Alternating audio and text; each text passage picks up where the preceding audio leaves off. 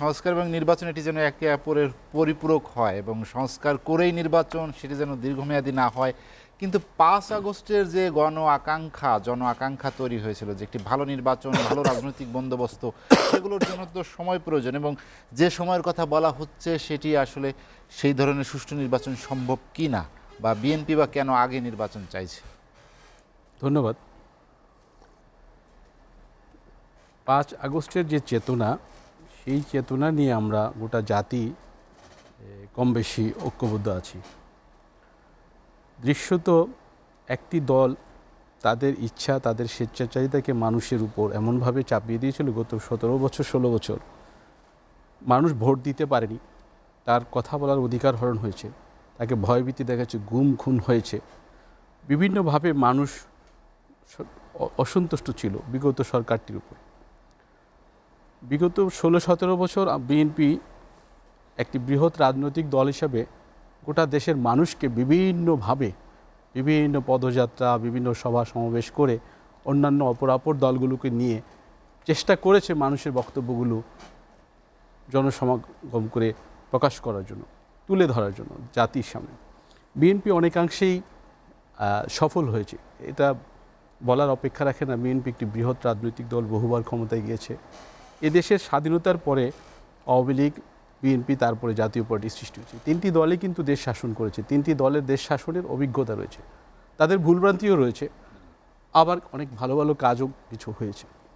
কিন্তু বিগত সরকারটি এত বেশি স্বেচ্ছাচারী হয়ে উঠেছিল যে সে গণতন্ত্র এবং ভোটের কথা শুনতেই পারত না, যে কারণেই কিন্তু মূল সমস্যাটা হয়েছে।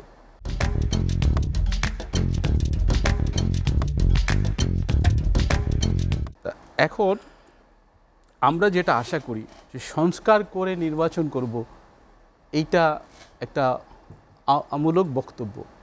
সংস্কার একটা চলমান প্রক্রিয়া, ডে বাই ডে সংস্কার হতে থাকবে। প্রতি বছর নতুন নতুন জিনিস আসবে, নতুন নতুন সমস্যার সম্মুখীন আমরা হব, তারপরে আমরা আবার সেগুলো সমাধান করব, সেগুলো ওয়ে আউট করব। এবং এগুলো বিভিন্ন স্তরে হতে থাকবে, রাজনৈতিক দলে হবে, দেশের ভিতরে হবে, বিভিন্ন সরকারি অফিস আদালতে হবে, সামাজিক প্রতিষ্ঠানে হবে, সব জায়গায় কিন্তু একটা এই সংস্কার কর্মসূচিটা চলতে থাকবে। এটা একটা চলমান প্রক্রিয়া। রাজনৈতিক দলগুলো নির্বাচন করে জনগণকে একত্রিত করে একটি ভোটদান প্রক্রিয়ার মাধ্যমে, গণতান্ত্রিক প্রক্রিয়ার মাধ্যমে রাষ্ট্র পরিচালনার দায়িত্ব নেওয়ার জন্য। এবং সেই ক্ষেত্রে দেশের মানুষ কিন্তু মুখিয়ে আছে ভোট দেওয়ার জন্য। বিগত 16-17 বছর মানুষ ভোট দিতে পারেনি, নিঃশ্বাস ফেলেন, তার নিজের ভোটটি দিতে পারেনি। আপনি তার কারো পকেটের জোর করে টাকা নিয়ে গেছেন, অন্য সম্পত্তি নিয়ে গেছেন, তার জন্য সে এত কষ্ট পায়নি। কিন্তু তার ভোটাধিকারটা আপনি হরণ করেছেন, ভোট দিতে দেননি, তার জন্য কিন্তু মানুষ সীমাহীন কষ্টে ছিল, মানুষ অসন্তোষ ছিল। সমস্ত অসন্তোষগুলো কিন্তু এই 5ই আগস্টে আইসা এটা চূড়ান্ত রূপ নিয়েছে। আমাদের ছাত্ররা, আমাদের সন্তানরা, আমাদের ভাইরা এই আন্দোলনের নেতৃত্ব দিয়েছে। এবং এর পিছনে কি শুধু ছাত্ররাই ছিল? ছাত্রদের পিছনে কি আমরা অভিভাবকরা ছিলাম না? ছাত্রদের পিছনে কি রাজনৈতিক দলগুলো, তাদের কর্মীরা ঝাঁপিয়ে পড়েনি? রাজনৈতিক দলগুলোর নেতাকর্মীদের কি ক্ষয়ক্ষতি হয়নি? সকলেরই কম বেশি ক্ষতি হয়েছে। আপনি খেয়াল করবেন, এই আন্দোলনে যারা পুরুদা ছিল নেতৃত্বে, ঢাকা বিশ্ববিদ্যালয়ের আমাদের সন্তানরা, ছাত্ররা, ঢাকা বিশ্ববিদ্যালয়ের খুব বেশি সংখ্যক ছাত্র আহত বা নিহত হয়নি। হয়েছে প্রাইভেট বিশ্ববিদ্যালয়ের ছাত্ররা, হয়েছে অন্যান্য মফস্বলে কলেজ বিশ্ববিদ্যালয়ের ছাত্ররা, বিভিন্ন দলের সমর্থকরা, ইভেন মাদ্রাসার ছাত্ররা, শ্রমিকরা, কত শিশুরা, নারীরা পর্যন্ত আহত হয়েছে ঘরের ভিতরে থেকে। এমন সীমাহীন অত্যাচার, হেলিকপ্টার থেকে। আজকে বিগত প্রধানমন্ত্রী বলে আমি তো মেটাল বুলেট ব্যবহার করতে বলিনি। আপনি কোন বুলেট ব্যবহার করতে বলেছেন হেলিকপ্টার থেকে? যেই বুলেট একজনের পা ছিদ্র করে 3 জনের পায়ে গিয়ে লেগেছে, এটা কেমন বুলেট?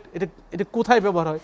এই বুলেট তো যুদ্ধ ছাড়া, ওই তালেবানরা ছাড়া, অন্যান্য জায়গা ছাড়া, বড় বড় জায়গাগুলো ছাড়া, এই যুদ্ধক্ষেত্র ছাড়া এই বুলেট তো ব্যবহার হওয়ার কথা না।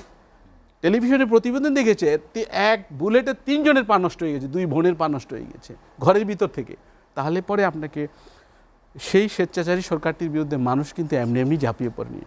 এইটাকে দীর্ঘদিন রাজনৈতিক দলগুলো বিভিন্নভাবে, আমরা বিভিন্ন টক শোতে, আলাপ আলোচনায়, রাজনৈতিক বক্তব্যে, সভা সমাবেশে বিভিন্নভাবে তুলে ধরার চেষ্টা করেছি। সেটাই কিন্তু এক সময় গিয়ে পরিণতি হয়েছে, চূড়ান্ত ফলাফল হয়েছে। এবং চূড়ান্ত ফলাফল জনতার পক্ষ থেকে তো এটি বলা হচ্ছে যে গণহত্যাকারী যারা ফ্যাসিস্ট, তাদের বিচারের পরে তারা ভোটে যেতে চায়। এখন এই বিচার ধরেন হতে সময় লাগবে, অনেক লম্বা সময়, যে কোনো বিচার এটার সাক্ষী প্রমাণ যুক্তি তর্ক, তারপরে তাকে আত্মপক্ষ সমর্থন দেওয়া, সমর্থনের সুযোগ দেওয়া, অনেকগুলো পর্ব আছে বিচারে। এগুলো সমাধান হতে একটা বিচার, একটা মামলা সমাধান হতে 15-20 বছর সময় লাগবে। আমাদের জাতি 15-20 বছর নেতৃত্বহীন থাকবে, রাজনৈতিক শূন্য থাকবে, রাজনীতি শূন্য থাকবে।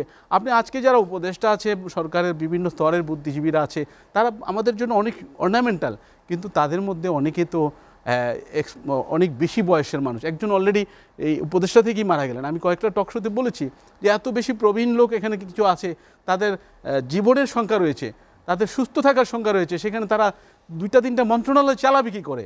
আমি এখনও বলছি যে এখানে অনেক বেশি এনার্জেটিক, অনেক বেশি মেধাসম্পন্ন মধ্যবয়সী মানুষদেরকে দরকার। প্রয়োজন হলে যদি নির্বাচন করতে দেরি হয়, প্রধান উপদেষ্টা তাহলে জাতির কাছে আরও পরিষ্কার করুক যে আমার আরও 2 বছর সময় দরকার। তাহলে পরে রাজনৈতিক দলগুলোর সাথে আবার ডায়লগ করে সকল দল থেকে সদস্য নিয়ে, যারা একটা জাতীয় সরকার আদলে একটা সরকার করে, সেই সরকারটার অন্তর্বর্তী সরকারের রূপে আগামী নির্বাচন পর্যন্ত চলুক।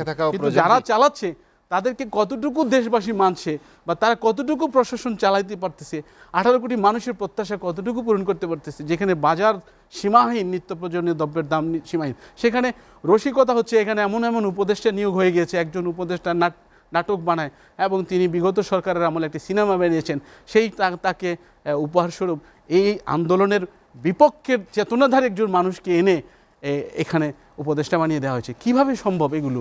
সুতরাং জাতি হতাশ হয়েছে বিভিন্ন কারণে, বিএনপি সংখ্যার কারণ আছে, আরও বহুমুখী ষড়যন্ত্রের গন্ধ পাওয়া যাচ্ছে। সুতরাং আমার মনে হয় রাজনৈতিক দলগুলোর সাথে এই উপদেষ্টা পরিষদের দূরত্ব না করে সমন্বয় ঘটিয়ে তাদের চেতনা, রাজনৈতিক দলগুলোর চেতনা, তাদের চেতনা প্রায় একই, এটাকে কীভাবে কাছাকাছি রেখে এটাকে ভোটের দিকে নেওয়া যায় এবং এটাকে জনগণের ম্যান্ডেটের দিকে নেওয়া যায়, সেই চেষ্টা করতে হবে।